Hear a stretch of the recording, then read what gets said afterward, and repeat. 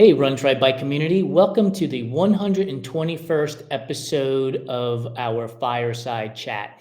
We have a very special guest today, Adina O'Neill, who is a returning guest for us. We've had her on our show, Fireside Chat, as well as our Fiery Embers before. But if you don't know Adina, she is the founder and the head coach of Team Be Real. She is an author. The title of the book is Forward is a Pace, and we're going to be talking about that quite a bit today.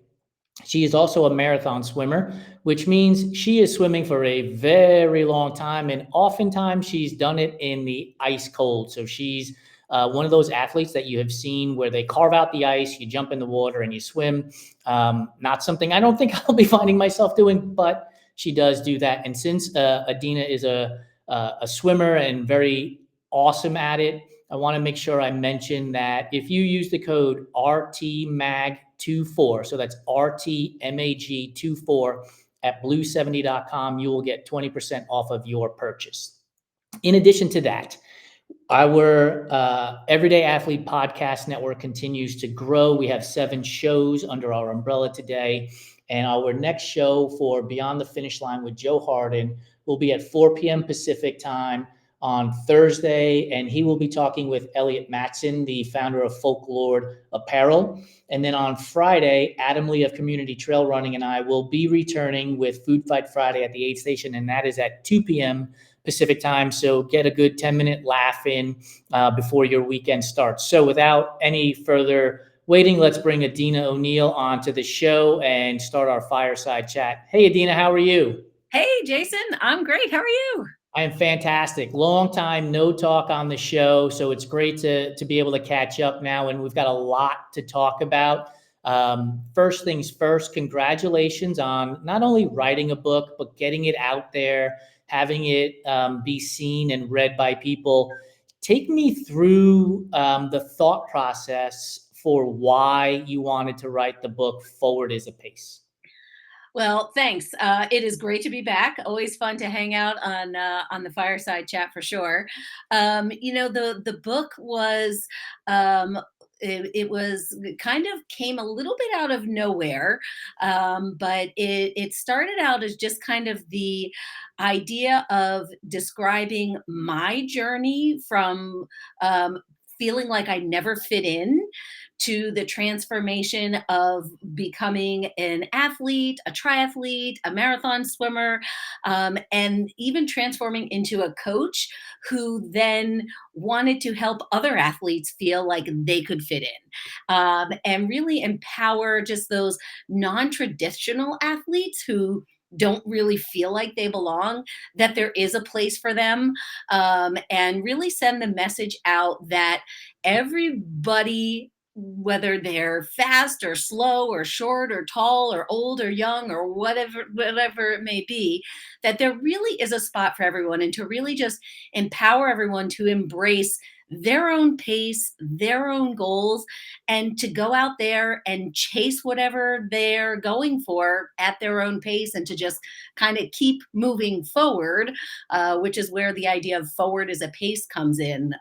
Of course, on the heels of the Olympics, we were all celebrating all these amazing athletes, and as we should, because I mean, I was glued to my TV for 2 weeks, and it is absolutely incredible to watch these achievements.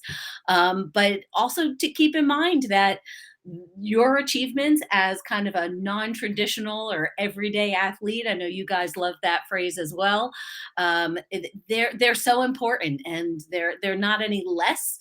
They're maybe a little different, but there really is something to celebrate no matter what it is, that if you're out there and achieving your own extraordinary goals for yourself.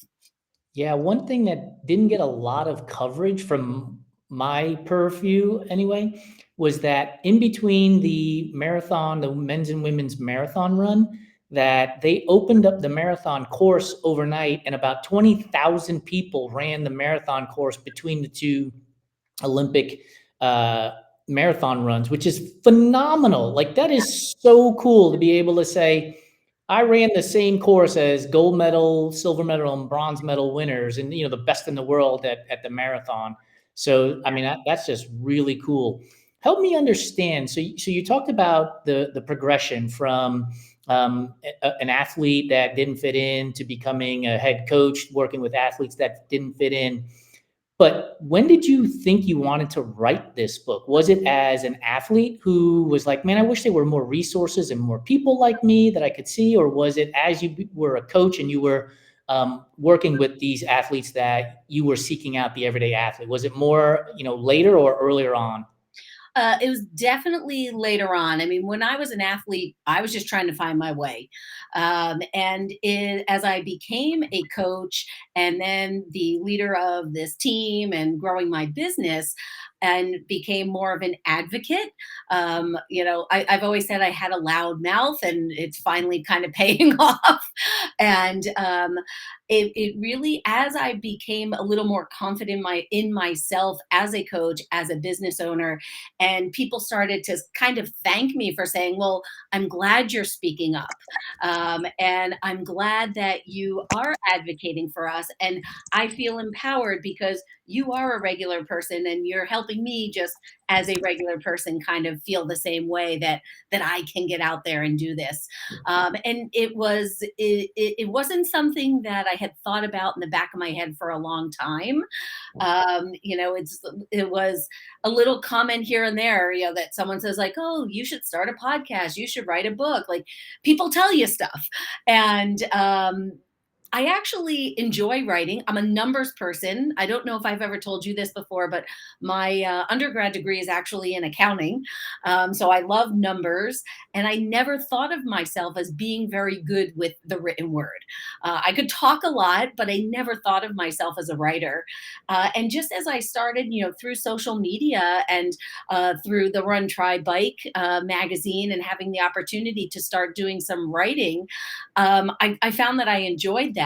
So when someone said, "Oh, well, you should write a book," I was like, you know what? I really have enough information to write a book, enough stories, which, that's something that we've always connected on is how powerful just the stories are of the athletes that you meet. And, Super powerful. Right. I mean, I love all the stories that you guys share through your platform, and I've always loved to share athlete stories. People relate to them, right? They hear, they say, "Oh, well, that's like me."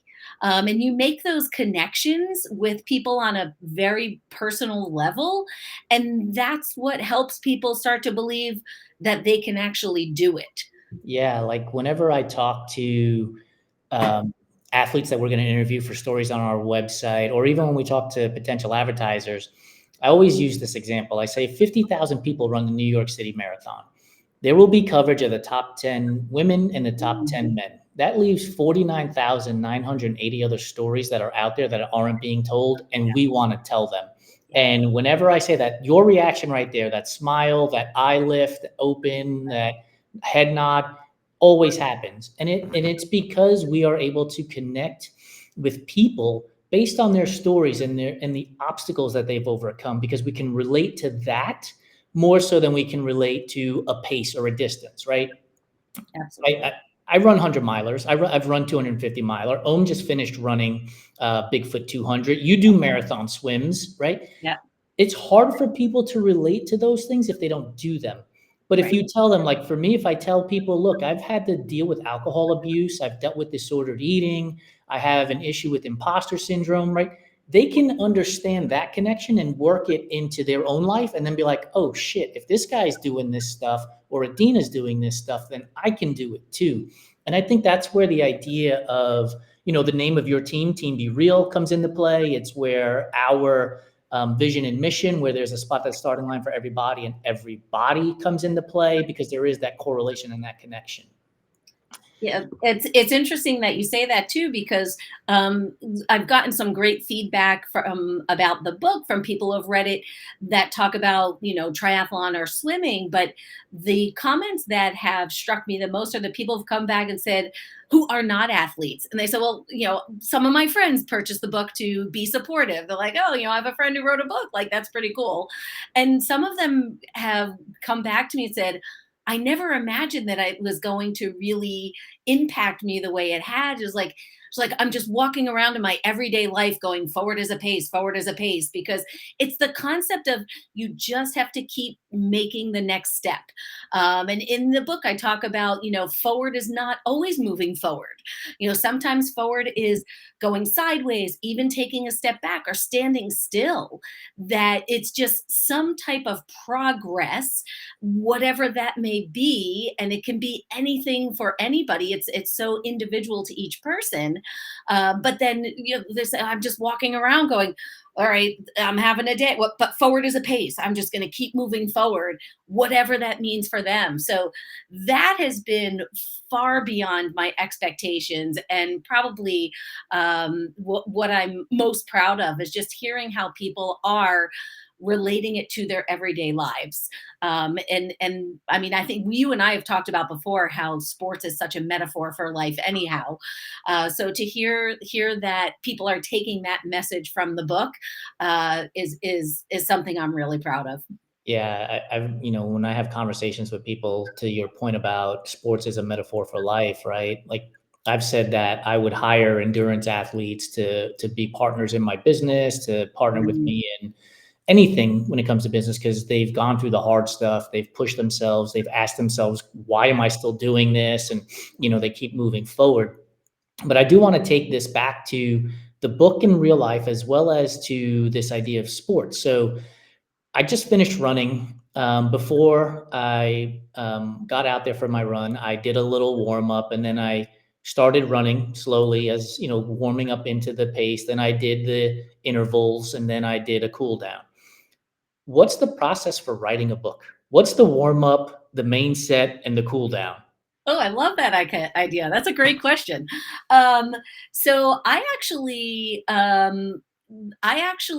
started and did wrote my book through a company called Belmont City Press, and they have a program because I am not a writer. I mean, I am a writer. I am a published author, but I didn't see myself as a writer.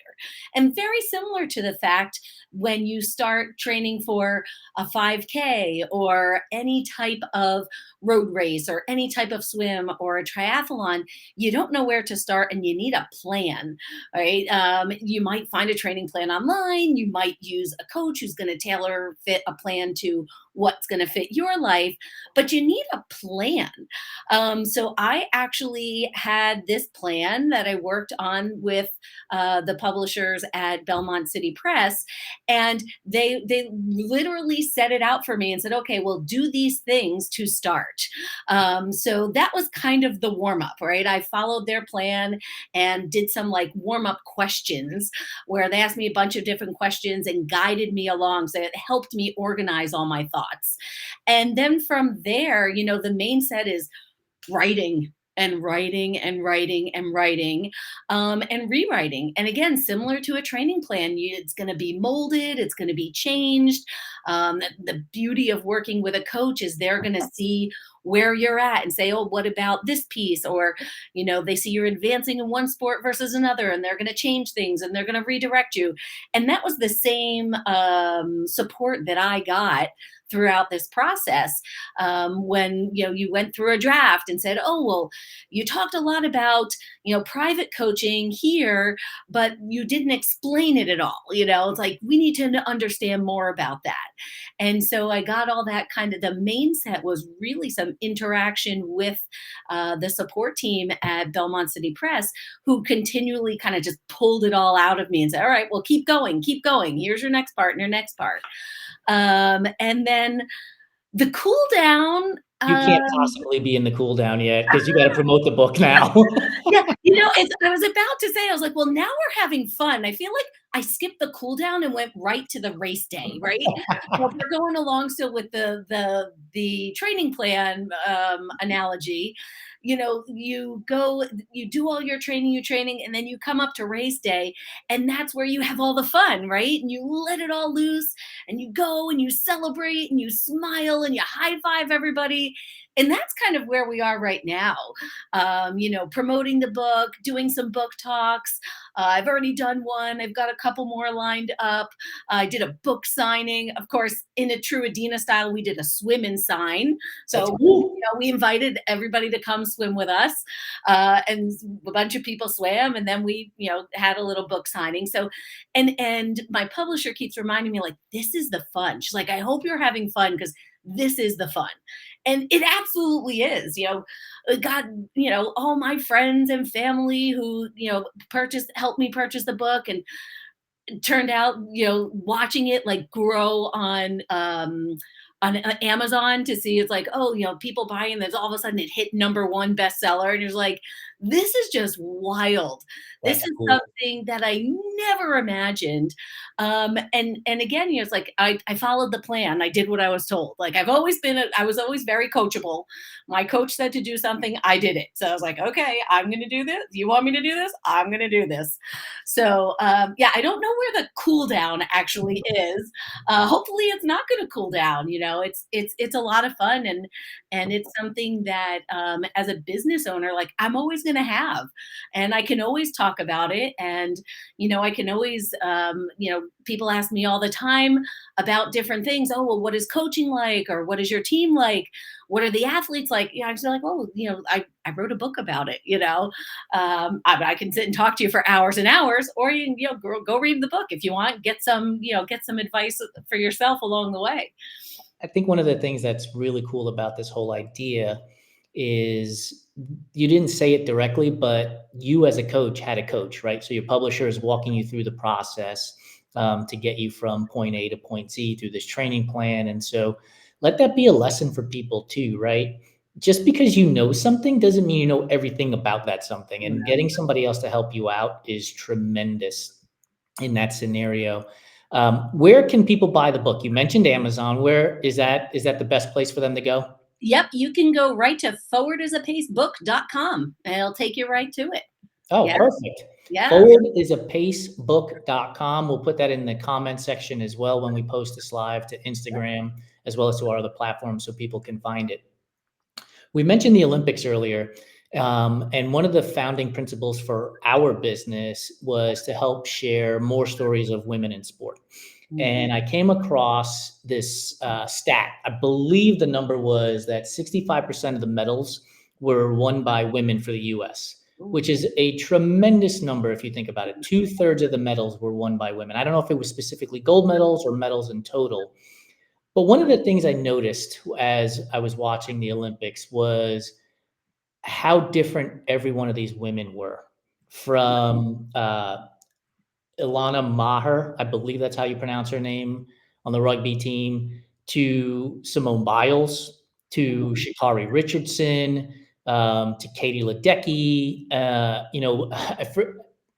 believe the synchronized diving team is Cook and Bacon, which is pretty damn funny and cool. But every one of these women look different, different body types, right, and everything else.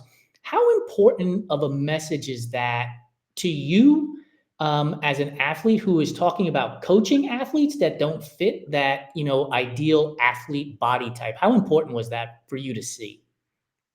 It's there's almost no words to describe how important it is. And there have always been athletes with different body shapes, but it really seemed prominent, at least in my vision this year. And I don't know if that's because I'm surrounding myself by it and my eyes are a little more open to it. But it really seemed to be very prominent. There were discussions about, and I may forget the exact details. I think it was a weightlifter that didn't have a uniform that fit her. There were discussions about just all the different body types and shapes and sizes. And I'm still seeing on Instagram, people are sharing out, reels with images of all the different types of bodies, the shot putters, the weightlifters who are really solid and much larger, and, tiny little Simone Biles, who's this ginormous powerhouse at the same time. And everybody, just all the different shapes and sizes of bodies that are out there. And you mentioned Alana Meyer with the rugby team. I mean, her page is extremely powerful. And I'm a former rugby player, but I did not know who she was until the Olympics. I was super excited to see rugby getting some people are like talking about rugby now. But her message is outstanding. I mean, she's very vocal about having been accused of looking so masculine, and yet she's wearing these very feminine dresses and saying that she feels feminine. So regardless of her broad shoulders, that it's how she feels, and that's what's important. And I just the messages that they're sending are just so powerful. We need more of it. We need to be saying it louder, repeating them as many times as we can, and really just encouraging all the women to support each other. That was another really big theme. Simone Biles and Jordan Childs, who are, bowing down to Rebecca Andrade at gymnastics, was amazing. That There's just was like, cool. you know, Simone Biles is the goat. Right. She's undeniable. She has And a chain that shows that. yeah, she had the necklace. Um, and but here she was. She's not too proud to look at someone who beat her and say, "Wow, she's awesome."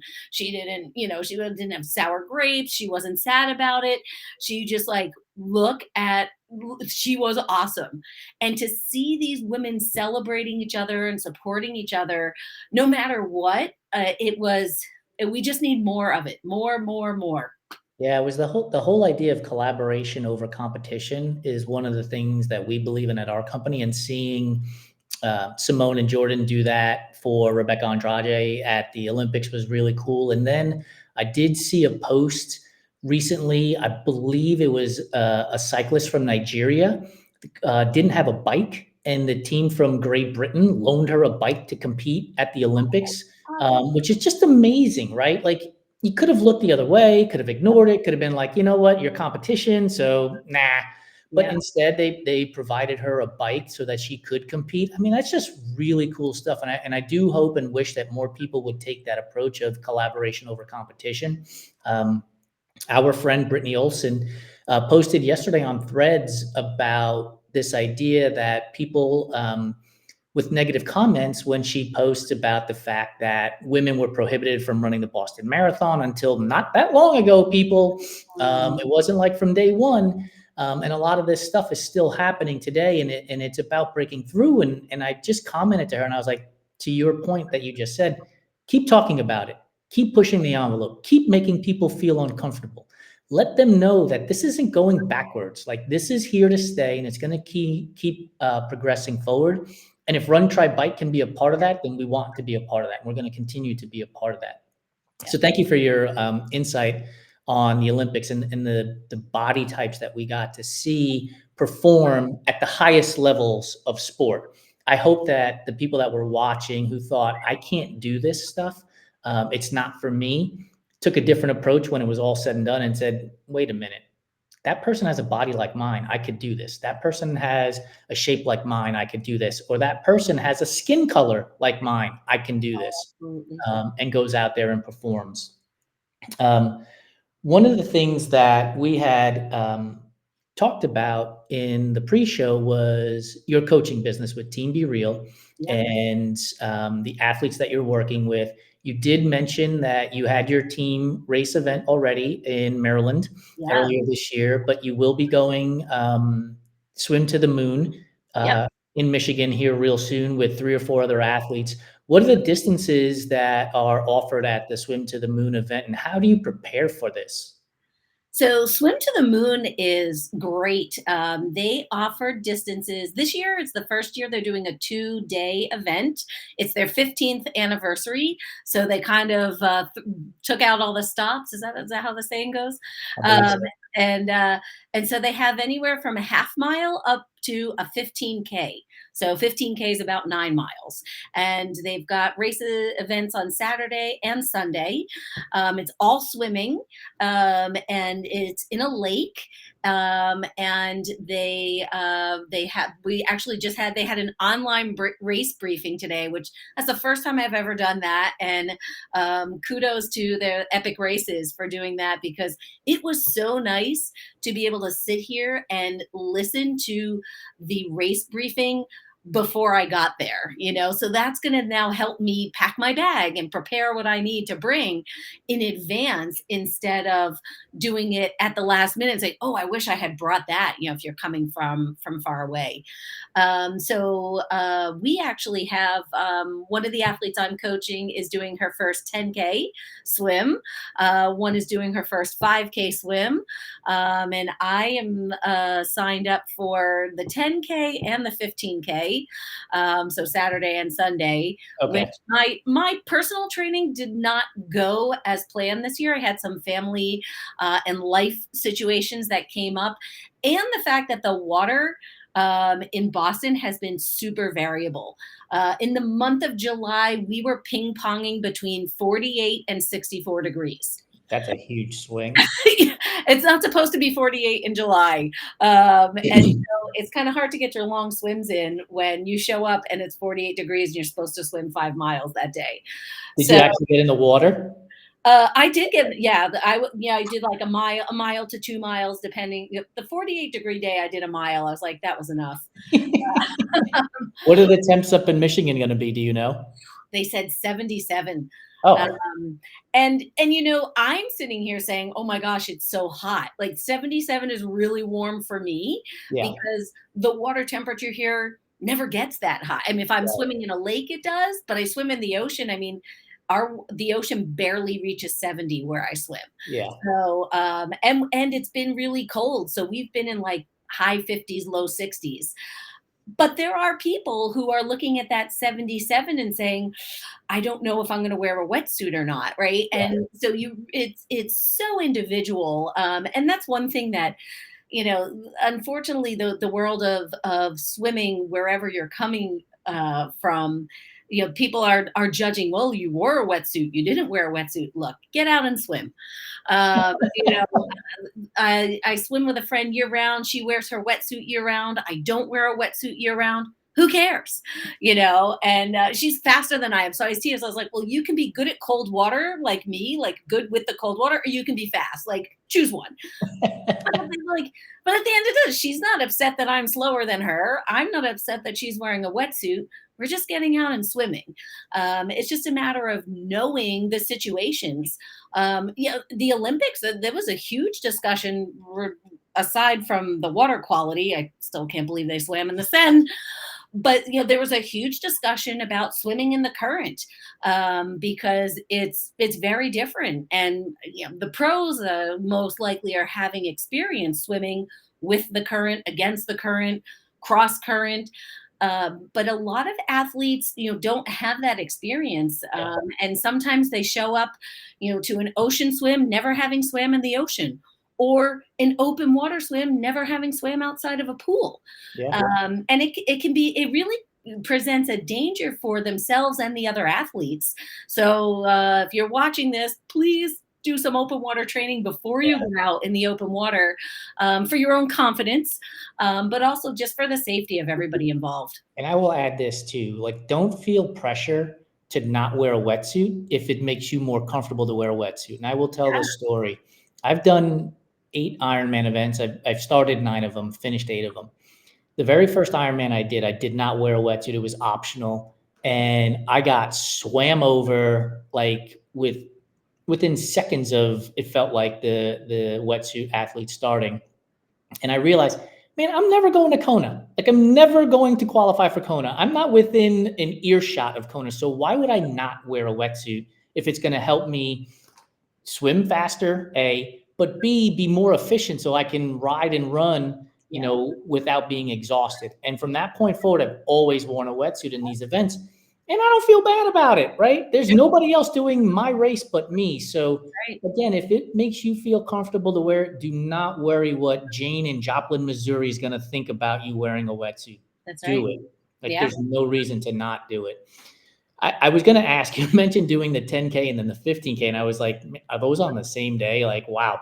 But no, they're on opposite days. So help me and our audience thinking about the swim and how life got in the way for you and different temperatures and everything else.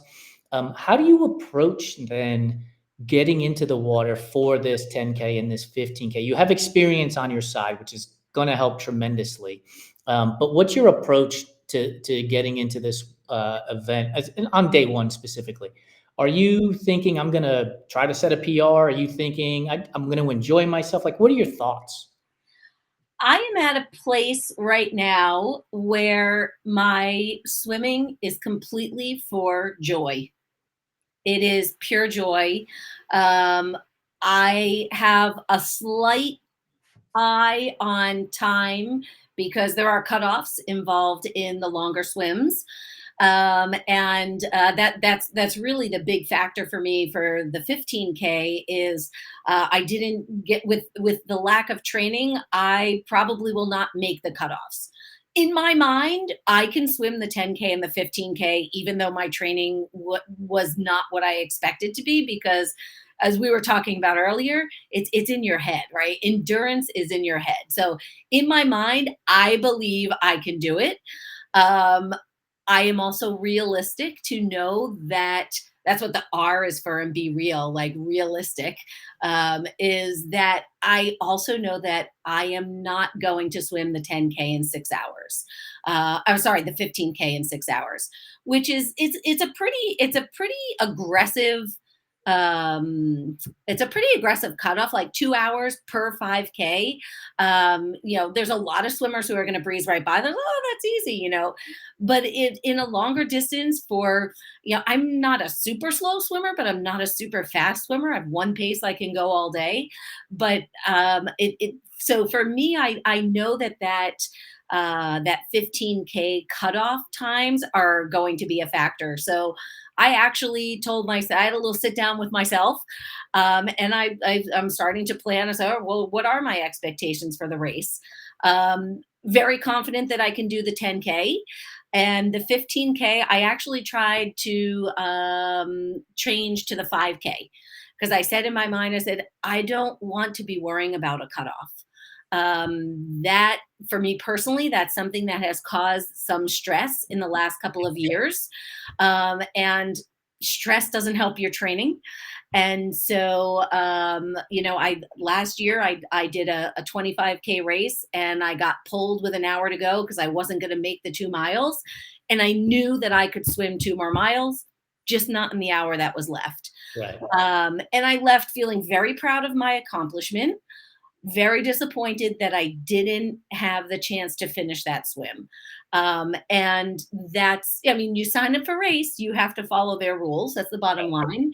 But I was at a point where I said, I really wish I didn't sign up for the race. If I just went with my friend and her paddleboard, like I could have done it and I could have had 2 more hours, or Right. I almost I'm too much of a rule follower. Now I'm like, oh, I should have just said to them, I don't care about the race. I'm just going to keep going. It's like, and you can't do that. Like they have Yeah. permits and, Safety you know, precautions and everything. yeah, you need to be respectful of you sign up for a race. You have to follow follow their rules, whether you agree or disagree with them. You can have a conversation later, if you disagree, but, um, so for me that was just too stressful, Yeah. and I said I don't want to take away from the enjoyment I get out of swimming by focusing on how stressful it is to meet cutoffs and be fast, Yeah. because I could spend all that time doing speed work in the pool.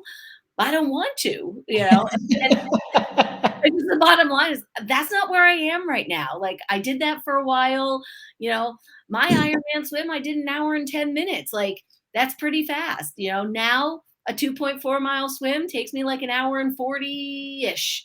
That's a big difference. I mean, Yeah. and every day every day I'm like, if I could still swim that fast, I would spend so much less time training. Like just I would just need less time to do it. But that's not where I'm at, you And I know? love that. I love that statement. That's not where I'm at. And I want more athletes to hear that phrase, like, do the thing based on where you're at. Like, Yep. oftentimes we'll have conversations and I'll just say, run the mile that you're in, right? And Yeah. it's essentially the same thing. By the way, 6 hours, I'm doing the math in my head. I don't have a calculator, but that's a 40-minute per mile, actually less That's time. 40 minutes a mile. Yeah, it's slightly less than 40 minutes a mile. Slightly less than 40 minutes a mile, which is fast, right? Like, that's fast when you start getting towards the end of a race, right? Because you're more tired. And so that is a really tight cutoff. So I understand the Yeah. thought process of, I just don't want to deal with the stress of it, right? I just don't want to deal with the stress of bumping up against cutoffs and dealing with that scenario again. So I'm with you on that. And thank you for pointing that out, because I think people need to understand that you don't have to do certain things. Like, again, just because, Steve in Sarasota, Florida is doing it doesn't mean that you have to do it. If it's not where you're at, wait, Yeah. go back to the training board, figure it out. Like, if you want to race, to your point, the 5K, go for it. Like, you don't have to do these things. You're not beholden to any of those things. So I really appreciate you pointing that out, because I think oftentimes in this world of social media, we have an article on our site called "The Comparison is the Thief of Joy." You'll see it everywhere, and yet it's happening. Like, every day you open up Instagram, TikTok, Facebook, Twitter, Threads, you're seeing somebody's best of. What you're not seeing is this contemplation of whether or not you want to go from a 15K to a 5K, right? Or do I even want to race a distance anymore, and things like that. And so I think it's important that people hear this side of it too, because you don't have to do these things. If to your point, if you wanted to go swim 25K, go for it, right? Get your kayaker out there and have fun. Yeah. Which just reminded me, I was on Threads earlier today with JJ Jameson, and she is going to be swimming in Istanbul, Turkey, doing a couple of different swims. And I didn't know anything about them. And I asked if she would have kayak support, and she said not at these events. So for you at Swim to the Moon on a 15K or even the 10K, will you have kayak support? Is that something that's available to you? So I will not. A lot of marathon swims, if you do a solo swim, you will generally have a kayaker or a boat support. When you do it more in a larger event like Swim to the Moon, they will have kayaks there, but not on a one-to-one basis. Okay. So, and they also will have they have aid stations, Oh, good. I was going to that ask that. Okay. they'll have set up in the water. They will I don't think they're gonna look like I don't know if you watch the marathon swim, in the Olympics, but With that the fishing pole? yeah, yeah, that they, like, put the stuff out of they put the feeds is what they Yeah. call it. It won't be like that. I mean, I think you just I haven't done this event, before. Actually, I did it virtually during the pandemic, because when I did my first 10K, that's another thing that's interesting is people are like, oh, well, it's official or it counts. Dude, if you swim a 10K, it counts. Like, if you're not on the official Marathon Swimming Federation list of people who did a 10K, does it really change the fact that you swam it? In my opinion, no.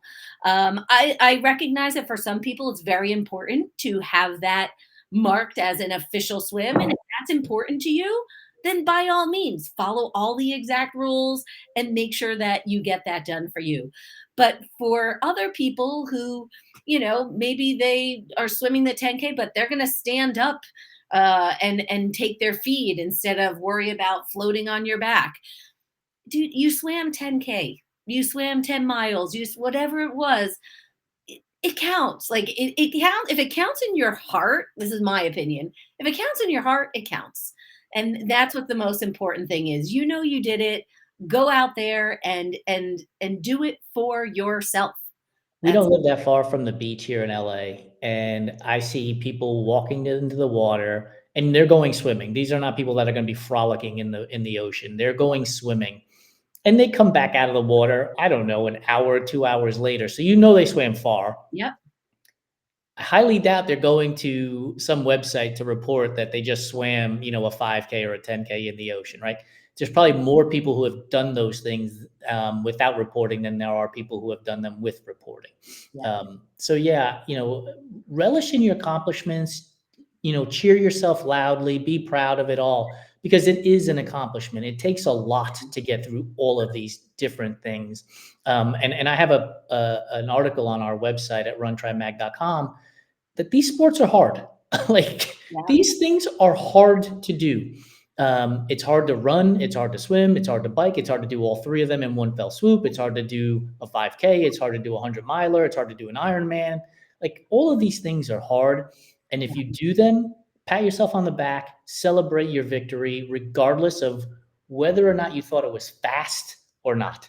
Like celebrate it because it's an accomplishment and that'll carry over into other aspects of your life as well.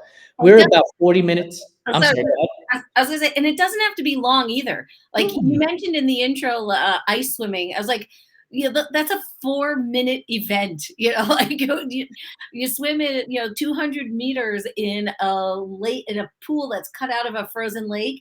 It's not very long, but it 4 minutes in that water is going to be very long. that is and people often think that endurance means you have to go longer and longer and longer.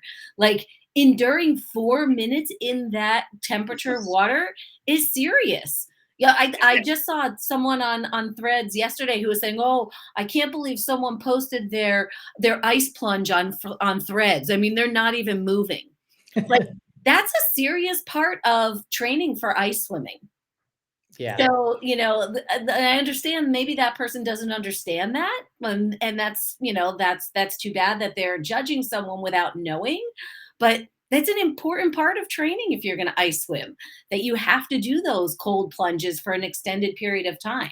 The same way you do your intervals for running or, single leg drills on a bike, whatever it may be. Yeah, So, going to altitude to run if you have an altitude race, yeah, or if you're yeah, doing bad water, you're sitting in a sauna in a sweatsuit, right?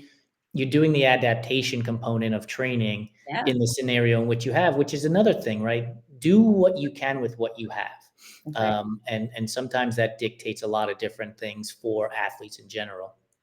Adina, thank you so much for joining us. We're going to jump into our rapid fire food questions here. But before we do, tell the audience again where they can find you, as well as where they can find your book, Forward is a Pace. So forwardisapace.book.com, or you can go right on to Amazon in any country. And otherwise, I like to hang out a lot on Facebook and on Instagram. It's Adina O'Neill Real Fitness. And my website is teambereal.com. So you can check out the events that we're doing. We're actually starting a September streak. It doesn't mean that you have to run around with no clothes on. We're just, 3 years ago, I started walking 1 mile a day, and I'm up to like over 1,000 days that I've walked a mile. So it's little things that add up. But go to teambereal.com. There's plenty of resources. If you need some help getting in and out of your wetsuit, that's one of the most popular videos that I've got up there. Or meet the team, or just shoot me a message. I always love to chat and hear whatever your goals are. Awesome. So we'll get into our rapid fire food questions, and I mentioned in the pre-show meeting that I might have to change some of these questions up, considering you've been on a handful of our shows before. So I'm not going to ask you about pineapple on pizza, but I'm going to ask you about this. You can have one type of slice of pizza for the rest of your life. What are you having? Is there a topping? Are you going plain? What are you going to have on your pizza that you can only eat for the rest of your life? You can't change it up. A classic plain. Nice. You don't Classic. need more than that. No, no. You got I hesitated on like the white pizza with like spinach and garlic because like that's really good too. That's But really good. yeah, a classic plain. That's a close second. I had to give it a little shout out. But classic plain, you cannot beat classic plain. If they put like a electronic strap on my ankle and shock me if I ordered the white pizza with garlic and spinach, I might endure the shocking just to have that slice, even though I agreed to only eat plain cheese for the rest of my life. Yeah. That's a good one. Or excuse me, on Sunday we went to the pool. We're checking in, and the person checking us in had a sandwich. It was a sub, and so hoagie, sub, Dagwood, whatever you want to call it, Grinder. That's what they call them. grinder. Yes, Grinders. it looked Learn so that. good. So if you're going to order a sub or a grinder or a Dagwood, what are you getting on that sandwich? The first, where do they call them Dagwoods? I've never heard of that. It's an old school term. Like, Oh, I seriously doubt anybody refers to them other than me, the old guy who keeps remembering that that's what it's called. Ham and provolone. Straight up, no lettuce, no oil and vinegar, no tomatoes. Yeah, no, I don't like tomatoes. They're sploogy. Is how I define them. And I'm not a big condiment person. I hate ketchup. Don't like mayonnaise, mustard on a hot dog, but oil and vinegar, no. Just I'm ham, going, provolone, and I would actually prefer an onion roll over a sub roll. oh, interesting. The onion roll. Onion roll was part of the Food Fight Friday last week in terms Oh, of I like that choices. one. Onion roll was up there. For me, I'm going vegan hot Italian sausage with charred broccolini and provolone with sun-dried tomatoes. Um, that to me would be the sandwich I could eat for the rest of my life Yeah. without any hesitation. Pancakes. Are you a pancake eater? Oh yeah. Are you going blueberries? Are you going chocolate chip? Are you going plain? Oh, maybe bananas. Hold on, maybe bananas. um, no, most first and foremost, I'd go plain. I'm actually a pretty plain eater. Like I like the classics, but there is the restaurant that we go to a lot after our swim. It's called Toast, and they make pancake tacos, which you might enjoy because I know you like a Ooh, taco. So they take the pancake and then they put stuff inside, and you yes, can eat sign it me like up. a taco. And they have a cannoli one. Oh, It's got like cannoli cream and little chocolate chips and peas. oh. To this day, Lori raves about the best cannoli she ever had, which was with you when we went out in the north end of Boston. Yeah, my My my pride took a little hit, being that New York City cannoli was no longer the number one cannoli. yeah, But hey, it is what it is. yeah. Um, so, are you going if you're a plain person? Are you going butter? Are you going maple syrup? Are you going butter and maple syrup, or just give me the pancake? No, but butter and maple syrup. Butter and maple syrup. You don't stinge on the butter. Don't stinge on the butter. Yeah, Lori laughs at me because the first time we were in Manhattan, I'm a huge coffee cart guy. Like, I love the coffee cart guy because, first of all, it tastes like trash. It's the worst coffee you've ever had, but it's New York City trash coffee, so it's fantastic to me. And the buttered roll, but the buttered roll is not like spread. It's No. just a hunk of butter in the middle of the roll, and like every bite is just this hunk of butter. It's fantastic. But And you get it for like $2.99. yeah.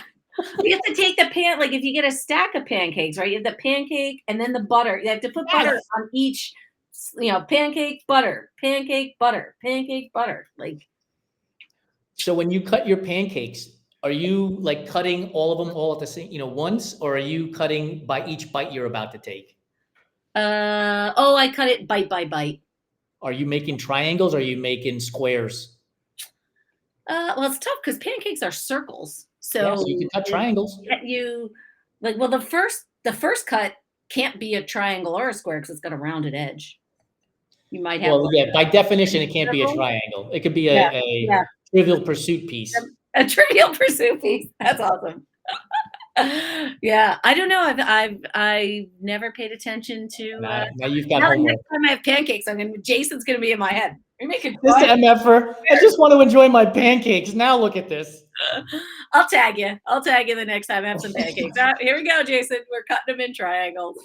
we talked about Rose Scoville, who's doing Swim to the Moon in the pre-show as well, and she posted a picture of vegan ice cream on Threads earlier today, and I was like, man, that looks so good. She's like, I took this picture with you in mind, and I love the idea that we're Run Try Bike and myself are moving away from like human interest stories and more into like, I remember this dude likes this food. Fantastic.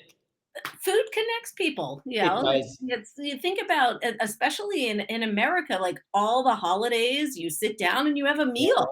So I think that makes complete sense. All right, Yeah. so let's stick with breakfast for a moment. Pancakes, Yeah. waffles, or French toast? Well, if you have ever had my husband's French toast, you would say French toast, hands down, every day and twice on Sunday, which is What kind of usually bread is he using? brioche. Oh, yeah.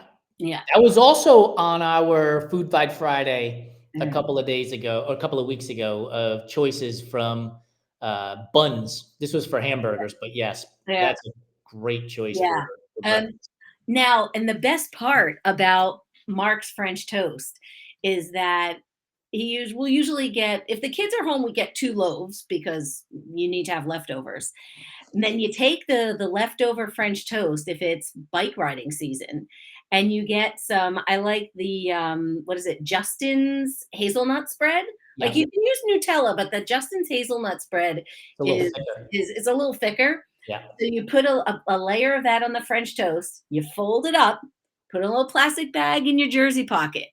You ride for about an hour. So now it's a little melty and warm. You pull that out. Like every time I've done it, people are like, what are you eating? I was like, Mark's French toast with, It's your personalized Uncrustable, and yeah. Pretty Neat Oh, Performance, John is on the was on earlier, and he loves Uncrustable, so I'm gonna have to pass that along to him if he's left the show. oh, yeah. So, so good. So, so good.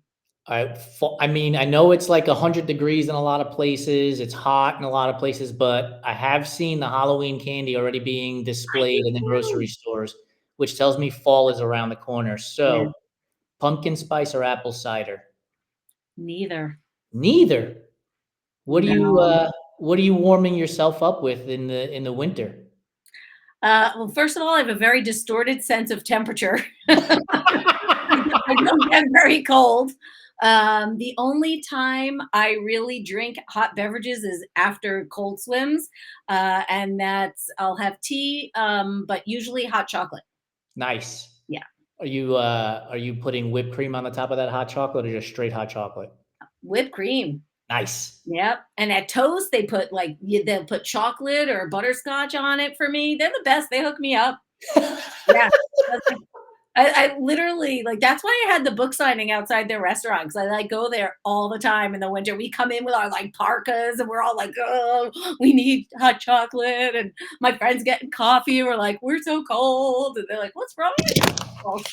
Like, oh, we were just out for a swim. They're like, I know it's not the same because we're in California, but speaking of parkas, like I'm in the process of getting some from Blue 70 because we went swimming the other day at 6 a.m. here and I was cold when I got out of the water. And so I know with fall and winter coming up and we can swim all year round here, yeah, definitely going to need the parka.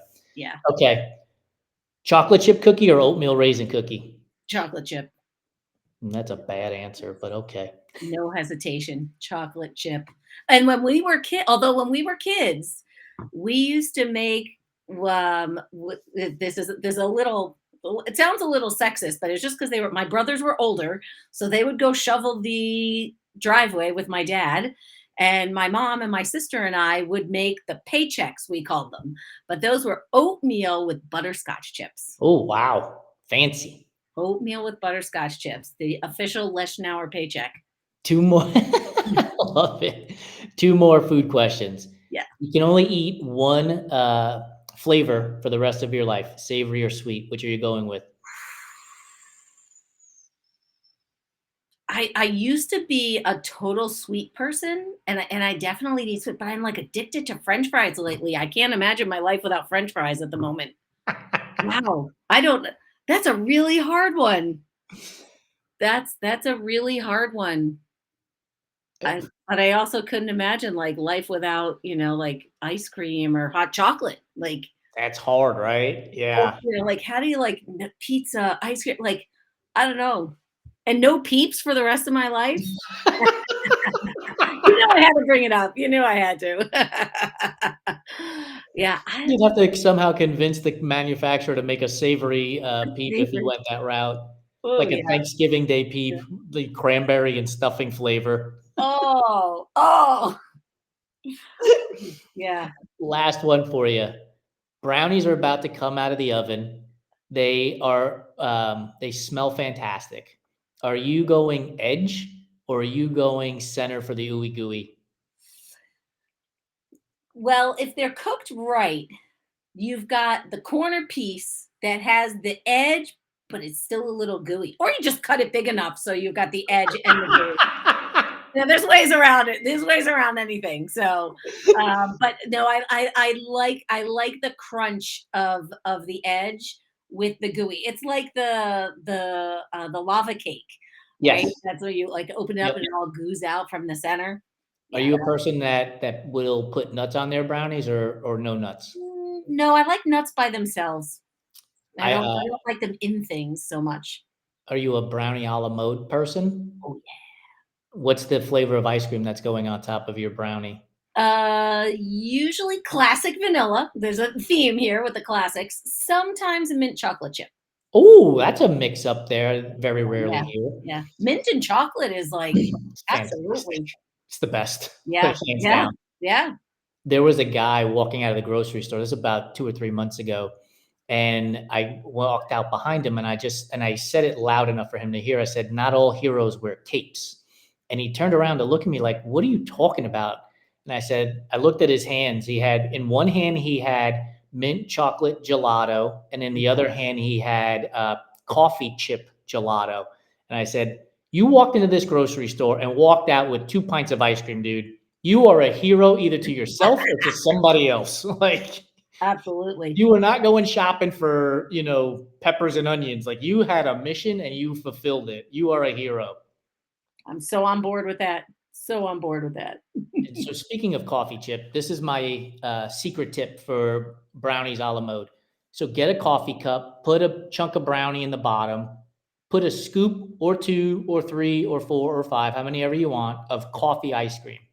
And you'll have a mocha right away. But as it melts, you end up with like this chocolate affogato that Mm. is phenomenal and it cannot be beat no matter where you go. So that's my advice for people who love brownies and love them a la mode, but maybe you get a little tired of vanilla Yeah. ice cream. Um, Use coffee if you like coffee, Yeah, obviously. I'm not a coffee drinker, but I will pass that along to my husband. He does There like you go. coffee. Mark, you're welcome. Yeah. Exchange the idea for the French toast this weekend. Yeah, that's right. That's right. Yeah. I'll hook him up with a brownie with a coffee. There you go. Adina, thank you so much for joining us. Everybody, go check out the Everyday Athlete Podcast Network wherever you get your podcast. This show will be up on our network, not this Sunday, but the following Sunday, but it will be on the runtrimag.com website on Friday, as well as on our YouTube channel in case you missed any of the show. Adina, thank you so much. I know it's late on the East Coast. Have a great night. Oh, it's always a pleasure to hang out with you. Thanks for having me, Jason. Bye bye.